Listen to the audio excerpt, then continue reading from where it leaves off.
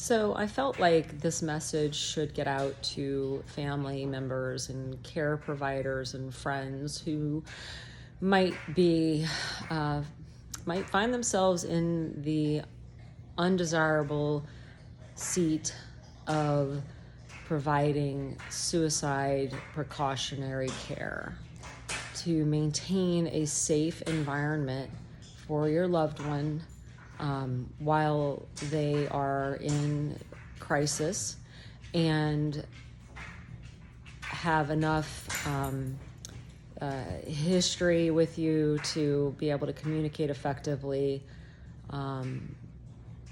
Trust is built there, but that you are then providing what otherwise would need to be provided in an inpatient setting. But in order for the person to not have to go through such a horrific, traumatic event as to being committed, or not committed, but even could be voluntary, but being forced to be kept safe in that kind of an environment versus their home, where they have their own comforts, they have you, they have their friends, they have their pets, they have their hobbies to keep them they're busy, their favorite things, their smells, all of that. It is so much better to be at home when you can provide a safe environment. What that means is that while the person is in what I would say the red zone of the crisis, where they feel like they could still be unpredictable, that they are running on, level 7 out of 10 distress on their normal day during the crisis, and then if anything should happen, they can go from 7 to 8 to 10 very, very, very quickly. But you can watch that trajectory. You can watch them yourself and see what their tells are. They might even just tell you, which would be great. But you'll know when they're starting to reach that point, or if you think they are, you can ask. And just as long as you, as the care provider, the family member, as long as you are taking the responsibility to always ensure that that person that you care for feels safe, and they define that, what creates the safe environment, but you're ultimately responsible. So for example, if that person just doesn't want to be left alone, then that means if you're not there, a friend is there, or a trusted someone who that individual will feel confident in.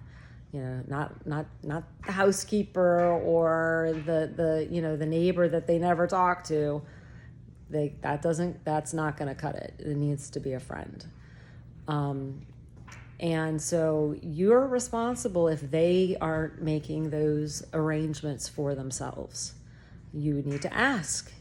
If you're going to be away, then it's kind of like having, unfortunately, this is kind of how it is. It sucks, but it's like having a kid. It's like having a kid. Yeah, you don't just leave your kid alone. You always make sure somebody there who you would trust to be there. Okay, let's say your loved one says, "No, I'm okay. I'm okay to be alone right now." Then trust them.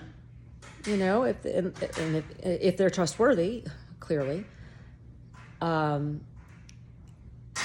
then say, let's check in maybe a half hour, because usually if you're alone for that amount of time, if it's going to happen, it starts happening pretty soon after they leave, but not necessarily. But let's say you check in a half hour, and if all is well, then keep going, do your thing.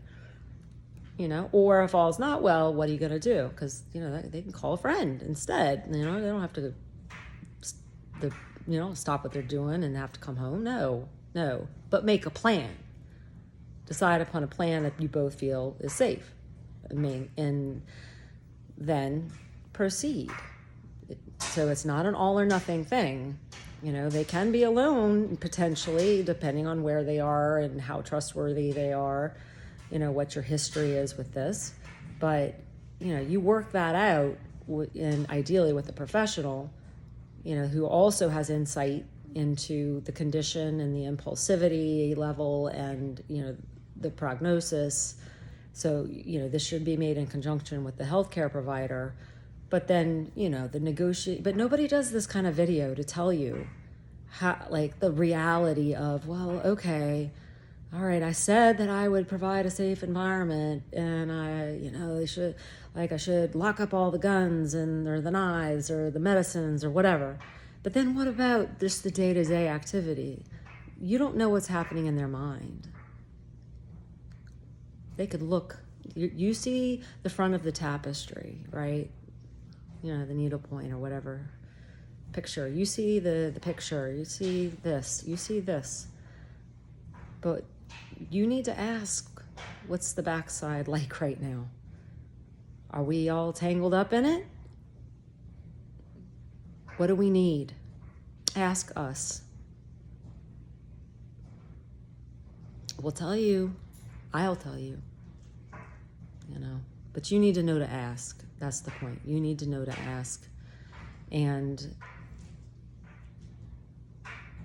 but also give them a little bit of autonomy where you can, to the extent that the professional has agreed that should be the extent of the limitation.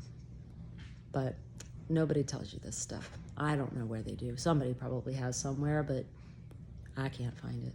So I hope this helps.